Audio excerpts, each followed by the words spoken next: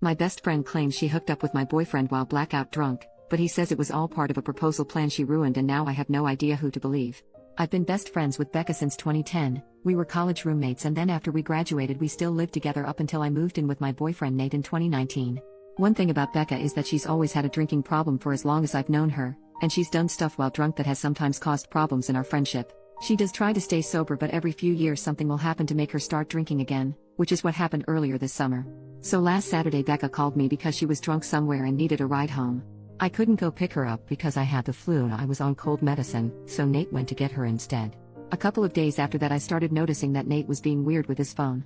Normally he leaves it out on the coffee table if we're watching TV or whatever, but he started putting it face down so I couldn't see what notifications he was getting.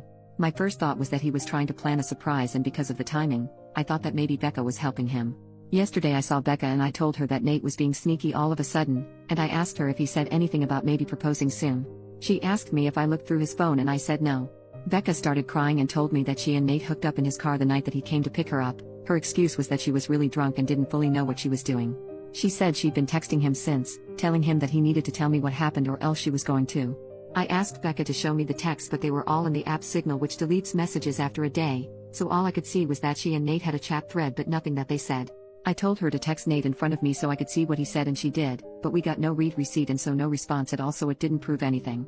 I asked Becca if she was sure she wasn't so drunk that she maybe imagined it or thought a dream was real, and she absolutely lost her crap on me and said that she knows that she's horrible when she drinks but that she's not freaking delusional and she doesn't make shit up. She said that I could believe her or not and it's my choice, but she was telling me the truth. I said I needed to go home and talk to Nate. So when I got home I confronted Nate with what Becca had said, and he acted shocked and denied that anything like that had happened at all and said he didn't know why she'd think so or say so. He said that he had just given Becca a ride home and the only thing that happened was that they talked about how he and I had been together for a long time and how we should get married already. He admitted they were talking on Signal the next couple of days, but he said that it was about exactly what I thought, that he was asking her about engagement rings and what kind of proposal I would want. Nate replied to Becca's message from before asking her if she made up a story about them hooking up to not ruin the surprise about his proposal, and she texted him back that there was no proposal and to stop playing dumb. So then Nate called her pretending like I wasn't in the room and told her that she needed to stop whatever she was trying to do, because we were on the verge of breaking up and he'd rather just have the surprise be ruined, but Becca just kept telling Nate to stop lying until he got angry and hung up on her. I really didn't know what to think, and I still don't. Right now Nate is really upset and not really talking to me much. He says that it's bad enough that Becca acted insane and ruined his plan to propose, but it's even worse that I believed her lies even a little and would think that he would ever cheat on me. Becca texted me saying she was sorry, but otherwise I haven't talked to her either. I don't want to think that Nate would cheat on me or that he'd take advantage of Becca if she was that drunk, but I feel like I can't be 100% sure because I've known Becca for 13 years, and I also just can't believe that she'd lie to me about something this important. And I know that she does have a drinking problem, so I can believe that she'd sleep with my boyfriend if she was drunk out of her head. She's done some pretty awful things in the past when she's been drunk. I don't want to wrongly accuse Nate of something he didn't do, but I don't want to be an idiot either. Relevant comments. Someone asks what OP wants help with. Sleuthing ideas. Who is more believable? Revenge, etc. OP. I think what I initially wanted was just a sounding board for who sounded more believable. But someone gave me the tip that you actually can recover messages from Signal, so when I have a chance later tonight I'm going to try to do that to see if I can get some actual proof of what happened. But so far I haven't talked to anyone else about this though. I really just don't want to spread around what did or didn't happen to the rest of my friends or family without actually knowing for sure. Commenter number 2. What else has Becca done to you while drunk? OP. So in the past when she's been drunk, Becca's blacked out and started fights with me or other people. She'll say really out of line insulting things. She's kicked people out of our apartment because she didn't remember inviting them in. She's accused me of stealing clothes from her because I was wearing an outfit that looked like something that she also owned, that kind of thing. She's never hooked up with anyone that I was dating, but she's definitely hooked up with guys that she knew I was interested in. Commenter number 3. Who has the greater motivation to lie here, Nate or Becca? OP. Becca did have a big problem with Nate when we first got together, and she was really upset when I moved out of our apartment to move in with him. I could see her still being angry about it or still not liking him but just not saying anything. From what Nate said, they weren't making the plans on Saturday, but Becca brought up that it's been 7 years and asked why we're not married yet, and then the day after he asked her about rings. Commenter number 4. What is her reason for not liking him? OP. So at the time she was in one of her longest stretches of being sober and she said that I was abandoning her for some guy when she needed my support the most. And then when I moved out, she tried to make it out like she wouldn't be able to stay sober without me living with her, and Nate basically had to step in and point out that she couldn't stay sober anyway, so to stop guilting me. Commenter then said, it's possible she blames you for her current drinking, and Nate saying he wants to propose triggered her anger for some reason. OP. Everything you say here makes sense to me. Becca has said stuff like this in the past, not specifically about Nate, but sometimes when she starts drinking again she acts like it's unfair that I'm not getting dragged down with her or doing more to help her, and I think on some level she might still think it's his fault that I moved out and don't keep as close an eye on her as I did back when we lived together. I don't know if she'd really go as far as to lie about something like this just for that reason. I really hope she wouldn't, but I could completely believe that she feels like this. Update 2 days later. So on Thursday night, after I got everyone's advice, I told Nate that I had found out a way to recover deleted messages from Signal. He immediately took out his phone and opened the app and asked me to show him how to do it, so I already thought that must mean he was telling me the truth because he didn't panic or hesitate at all, right? Which was good because when I tried to download Signal on my old phone it turned out that it's too old to support the current version of the app, so it wouldn't work. Nate then asked me if we were going to have to go out and buy a new phone for me to believe that he was telling me the truth, and he said that he was willing to do it if that's what it would take. I told Nate it wasn't that I didn't believe him, I just wanted to have some proof because I just couldn't understand why Becca would lie about it. Nate said that she would lie about it because she's a crazy drunk bitch and there's literally no way for a non-crazy person to understand why she would do anything, and once the messages proved that he didn't ever want me talking to her again. Then he said to get up because if we were going to go to the Verizon store we had to get there before it closed. By then I completely believed Nate anyway, so I told him we didn't have to go anywhere or get a new phone and that I believed him and I knew he didn't cheat on me and that he would never do that. Nate said that he would hope I know that and that he didn't understand why I didn't take his word for it in the first place. I started trying to explain why I didn't want to just immediately dismiss what Becca had said happened, but Nate said that he really couldn't listen to that right now. I said that was fair and agreed that I would cut Becca off, but that first I wanted to try to get her to admit that nothing happened. Nate said fine, but to call her with my phone on speaker because he thought he also deserved to hear her admit that she was lying. So I called Becca and I said the same thing to her that I said to Nate, that I figured out how to recover deleted messages on Signal. She asked me why I would need to do that, so that was when I knew for sure that she was definitely making it up and not just confused somehow. I said it was because I wanted to have proof of what she and Nate talked about. Becca asked me if I saw their messages, so I lied and said yes. After that Becca just went silent until finally I asked her if she was going to say anything. Then she asked me if that meant that we were engaged now. So then I really just lost it on her and screamed at her asking her if she was freaking serious and what the heck was wrong with her and how could that possibly be all that she had to say. Becca started screaming back telling me to freaking calm down and about how obviously I never believed her anyway because it's not like we broke up over it.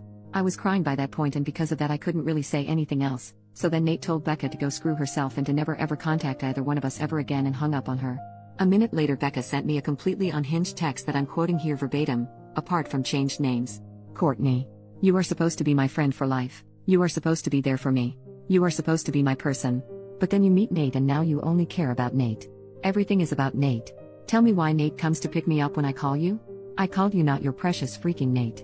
I only want you to see how screwed up this is, but do you? No. Of course you don't. Of course you choose Nate over me like you always do and like you always will. You pretend to care about me but I can see you don't care. It is pathetic, Courtney. You are a pathetic woman who would choose a man over a friend. But since you can't say it yourself I will. Since you have to have your sweet perfect little baby Nate do it for you I will. Goodbye, Courtney. Is that what you want? Goodbye forever. I hope you freaking got what you freaking want. There were the 3 dots after that showing she was still typing more, but I blocked her before she sent it. I don't care about anything else that she has to say. I'm sure it's all just going to be more bullcrap about why this is my fault or justifications about why what she did wasn't that bad and I should forgive her.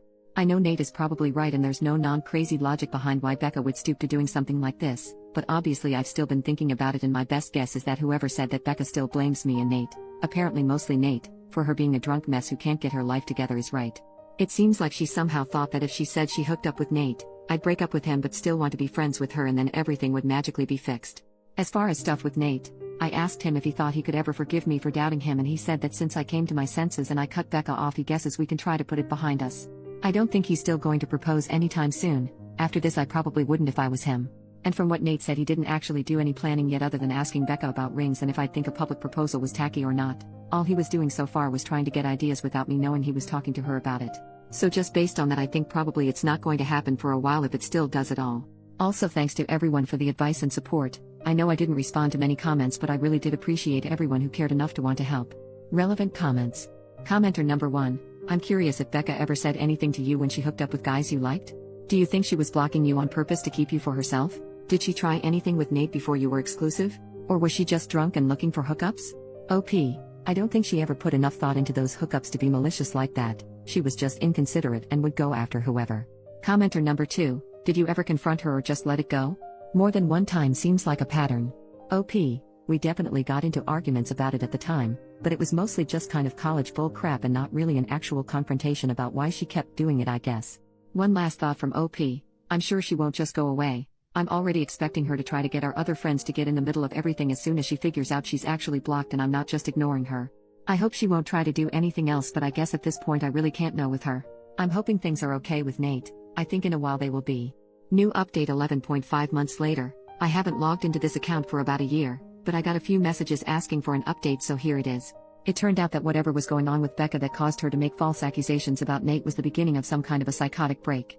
After I blocked her, she made a whole bunch of fake accounts and started sending me completely unhinged crap about how I ruined her life and threatening to get revenge on me and Nate. This went on for literally months, with her sending me dozens of messages a day.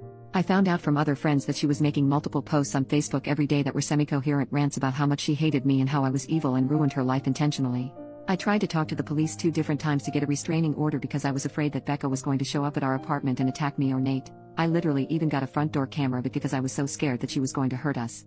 The police said that because Becca wasn't threatening actual violence, she was just a nuisance and they couldn't do anything. They acted like I was an idiot because it isn't illegal to talk crap on Facebook, and they basically told me to just keep blocking her whenever she made a new account and eventually she'd get bored and move on. Then finally there was an incident where someone broke the windshield of Nate's car while he was parked at his work.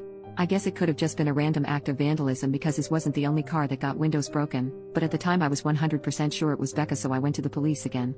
Eventually an officer went to talk to Becca, and she said she didn't touch Nate's car, and again I have no proof that she did.